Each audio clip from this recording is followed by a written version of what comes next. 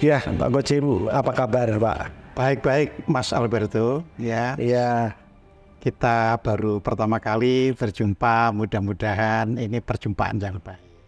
amin, Pak. Dan kami juga terima kasih sudah berkenan hadir jauh-jauh dari Jakarta dan di channel YouTube kami di Mas Bos Niko. Ya, sebenarnya kedatangan Pak Kocim ini sungguh kehormatan buat kami karena Pak Kocim kan di sini nantinya akan menjadi salah satu pembicara di Sarasehan Nusantara. Itu temanya ya, Pak? Ya, Sarasehan Nusantara, ya, tentang kita akan berbicara banyak tentang membangun kesadaran Nusantara. Nah, sebelum ke situ, Pak, saya mau tanya dulu ke Pak Kocim. Sebenarnya ketika saya bilang Nusantara, apa yang ada di benak Pak Kocim? Ya, Nusantara itu tentu bagi saya tidak semata-mata karena mendengar ya, tetapi karena menelaah kitab-kitab kuno ya. Jadi sering disebut Nusantara, ya disebut juga sebagai Jawa. Jadi kalau kita membaca serat-serat kuno, sebutan Jawa ternyata tidak hanya terpaku pada pulau Jawa, tetapi meliputi semua kepulauan yang disebut Nusantara. Di situ. Ya, begitu pula kalau kita misalnya membaca Negara Kertagama, memang Nusantara itu ditujukan kepada semua pulau di luar Pulau Jawa dan Madura. Oke. Ya, jadi seperti itu. Tapi yang lebih dominan Jawa tadi, Bapak. Iya. Jadi kalau disebut Jawa sebenarnya itu mencakup seluruh Nusantara. Alasannya, Pak? Kan begini. Jadi sebenarnya kalau kita melihat kisah-kisah yang ada di buku-buku Jawa kuno, ya, Jawa itu ternyata tidak semata-mata sebagai pulau. Oke. Ya, tetapi merupakan sebuah pengertian. Jadi artinya orang yang sudah bisa memahami jati dirinya. Nah, itulah disebut Jawa. Oh, berarti sebenarnya orang dinamakan orang Jawa itu bukan orang yang berasal dari Jawa, Pulau Jawa. Bukan karena disebut sebagai etnis Jawa, tetapi karena ia manusia yang memahami sejatinya dirinya itu. Ya. Oke, arti Jawa sendiri apakah ada, Pak? Apanya? Jawa sendiri apakah memiliki arti? Oh iya, jadi kalau dilihat dari gabungan kata Jawa kuno, itu adalah dari Ja dan Wa. Ya. Ja dan Wa. Ya, Ja itu merupakan satu kata. Jadi banyak begini, Mas Alberto, di dalam bahasa Jawa kuno banyak sekali satu kata tapi hanya satu suku kata. Jadi Ja sudah punya arti. Nah, jadi Ja itu artinya adalah lahir atau orang yang istilahnya keluar dari satu tempat. Nah, Wa itu artinya cerah, tercerahkan. Wa itu, makanya nanti ya matahari itu juga disebut Wa atau Wan, ya sama. Matahari, W, Y, Wa. Air juga disebut W, Y, Wa. Oke. Nah, jadi artinya manusia-manusia yang sudah tercerahkan, artinya seperti itu. Jadi ada istilah wong Jawa aja kelangan Jawane. Iya, jangan kehilangan, tidak hanya semata-mata asal usulnya, tetapi lebih kepada jangan sampai kehilangan itu tadi, Pak, ya. Kesadarannya sebagai manusia.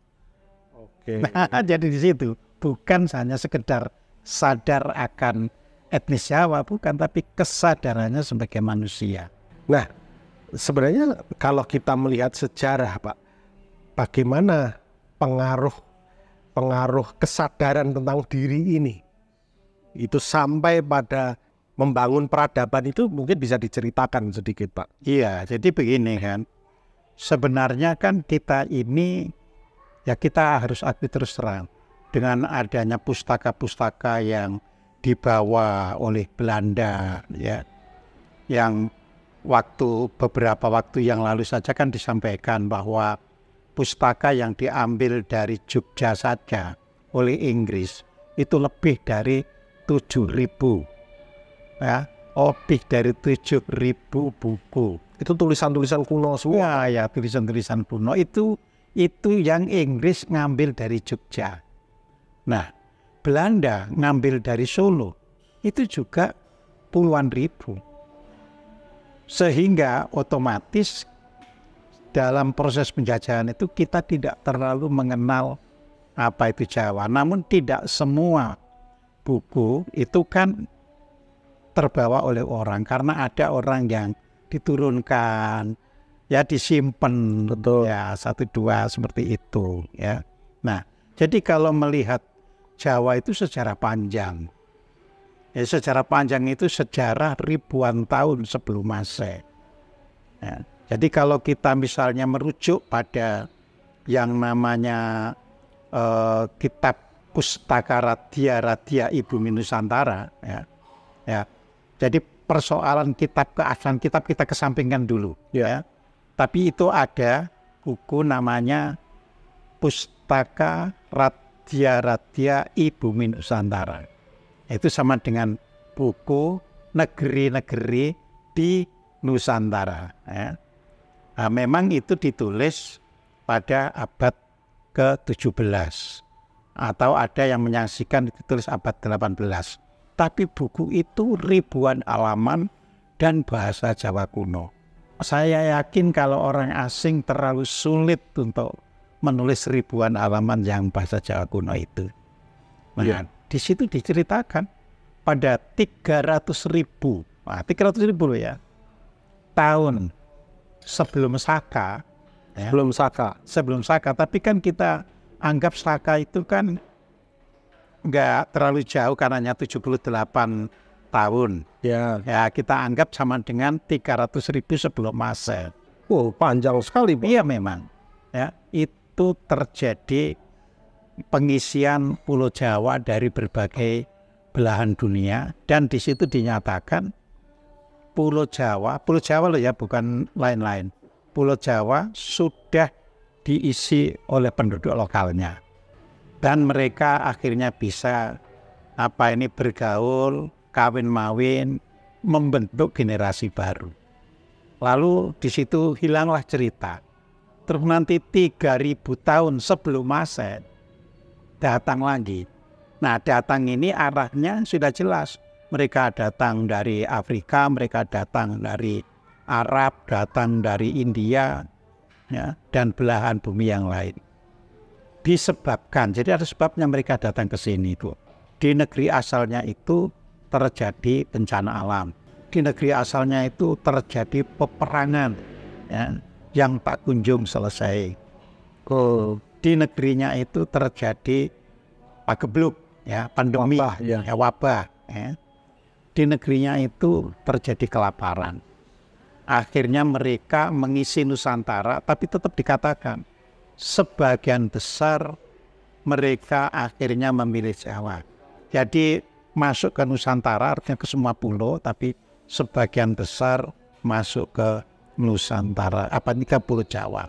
Dan di situ dikatakan dalam bahasa Jawa kunonya, ya, mengapa mereka lebih tertarik ke Pulau Jawa.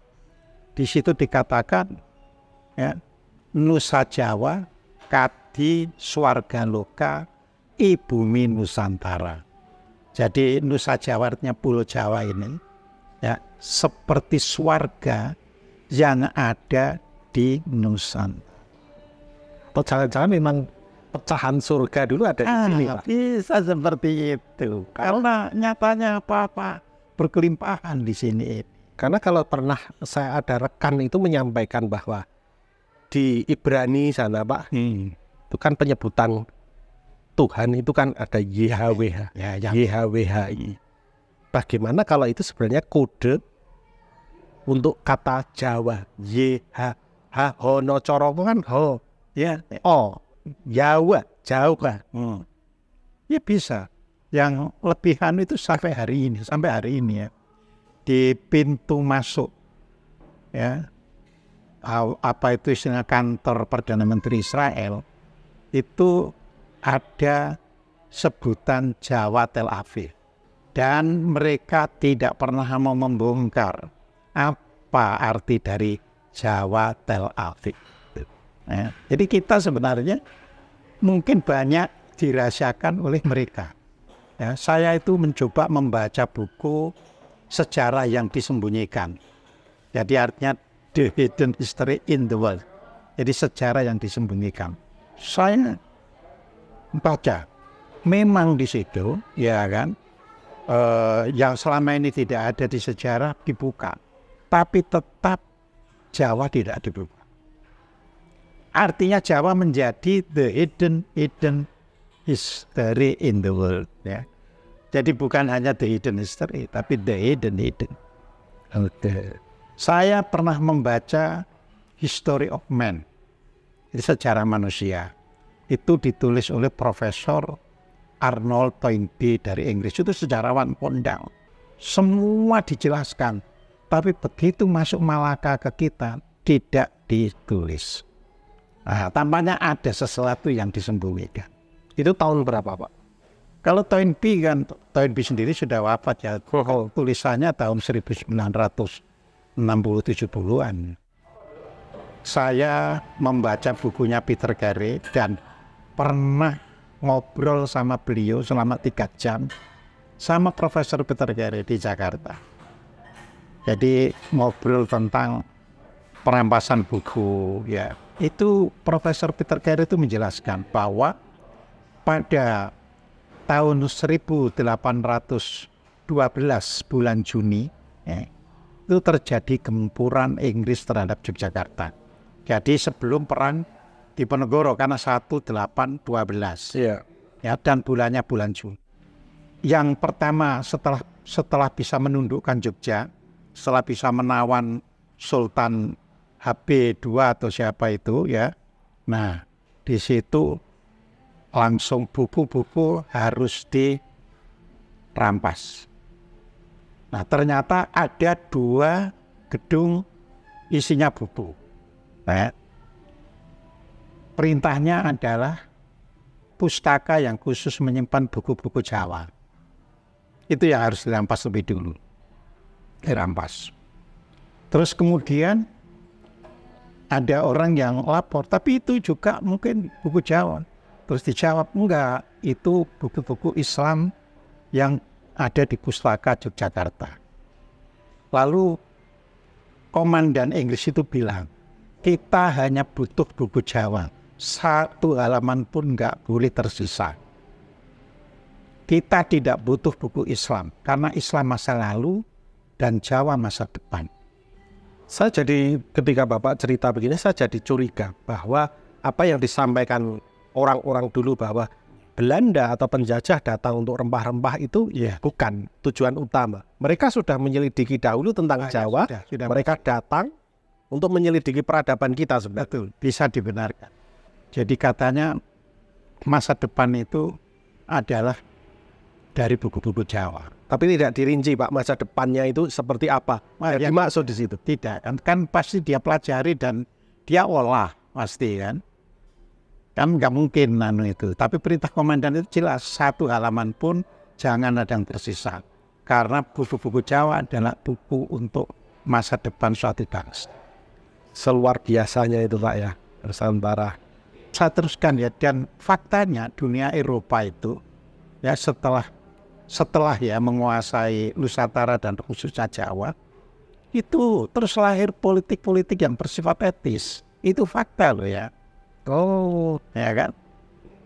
Jadi justru bukan ganas seperti sebelumnya.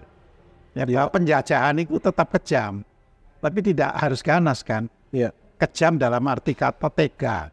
Tega bahwa kamu saya jajah itu tega. Tapi bisa dengan etis kan? Nah, seperti itu.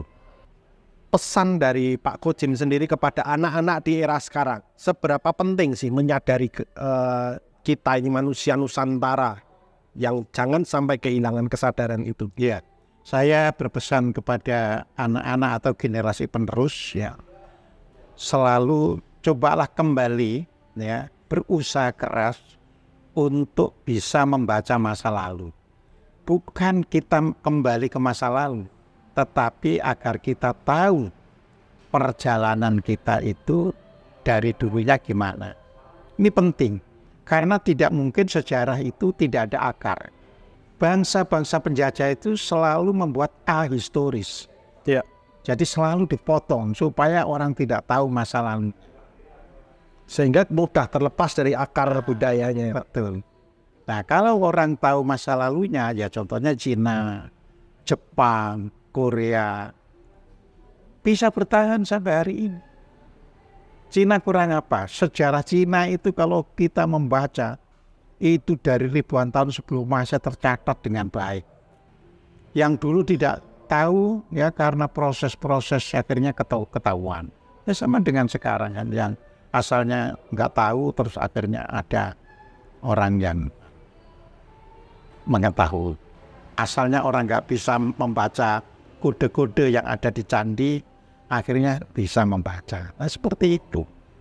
Jadi tidak ada ya kemajuan suatu bangsa kalau tidak dikenali dulu akar sejarahnya, akar budayanya. Itu pesan. Dan juga sebenarnya kita perlu bangga Pak ya, bahwa leluhur kita bukan leluhur yang sembarangan. Banyak peninggalan-peninggalan luar biasa yang jauh peradabannya sebenarnya lebih. Sekarang kan terbongkar semuanya. Candi-candi setiap hari seperti temukan terus. Orang barat ya tetap melawan. Oh itu candi belakangan itu. Jadi seperti itu. Mencoba mengaburkan fakta. Mengaburkan. Tapi kan nggak bisa, nanti kan terus. Nah, makanya seperti buku Centini yang saya ulas itu kan, saya berikan ke Mas Alberto, sudah masuk ke universitas terkenal di dunia, bayangkan. Ya, yang videonya saya kirim. Iya. Iya. Ada di Harvard, ada di Cornell, ada di Ohio, ada di Berkeley, ada di Michigan, ada di Washington. Ya, ada di United States Library. Wah, perpustakaan nasional. Ya, itu yang di Amerika. Yang di Inggris ada di Birmingham, di Jerman ada di Leiden, apalagi Leiden kan senang kan itu. Sydney ada, Melbourne ada. Makanya saya guyoni kenapa tidak ada di universitas di Indonesia. Iya, malah semua sumber kebanyakan sudah mereka ambil ya. Sudah mereka ambil, tapi buku saya sulit mencari di perpustakaan universitas di Indonesia. Nah mereka itu bisa ngambil kan. Mereka menelusuri seperti dulu menelusuri. Oh ini ketemu orang yang ngungkap-ngungkap ini kan gitu. Ya. Yang selama ini tidak terungkap ini. Gitu. Dan harapan Pak Kojin sendiri terhadap Nusantara secara umum akan berkembang, Mas. Itu sebagai seorang penulis itu punya firasat. Ya, akan berkembang, akan menjadi mercusuar kembali. Hanya saja istilahnya sebagai perorangan saya tidak tahu kira-kira tahun berapa itu. Tapi tahun ke depan itu tidak menjadi masalah. Kalau kita bisa mengingatkan, ya, bisa mengembalikan anak-anak muda itu cinta kepada budayanya. Jadi cinta dulu kepada budaya ini. Oke. Ya, kan? Kalau nggak ada kecintaan ya nggak bisa ya. Iya. Tapi kalau cinta, nah itu namanya Renaissance. Eropa itu maju karena terjadinya Renaissance. Yaitu pada satu fase generasi mudanya itu mencintai lagi budaya leluhurnya. Terus baru banget. Yang seperti itu. Oke. Jadi Nusantara tidak hanya bicara tentang geografisnya saja, tapi lebih jauh dari itu. Lebih jauh dari itu. Filosofi hidup ada di situ. Terima kasih banyak Pak sudah mengantar sedikit bicara tentang Nusantara itu seperti apa.